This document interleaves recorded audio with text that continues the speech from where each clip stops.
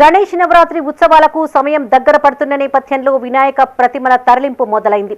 రాజన్న సిరిసిల్ల జిల్లా వెంకంపేట గ్రామానికి చెందిన విద్యా రాజా గణేష్ మండలి ఆధ్వర్యంలో కోరుట్లలో కొనుగోలు చేసిన గణేష్ ప్రతిమను తరలిస్తూ ఉండగా చందుర్తి మండలం లింగంపేట గ్రామంలో విద్యుత్ తీగలు అడ్డు రావడంతో దాదాపు 2 గంటల పాటు వేచి చూడాల్సి వచ్చింది.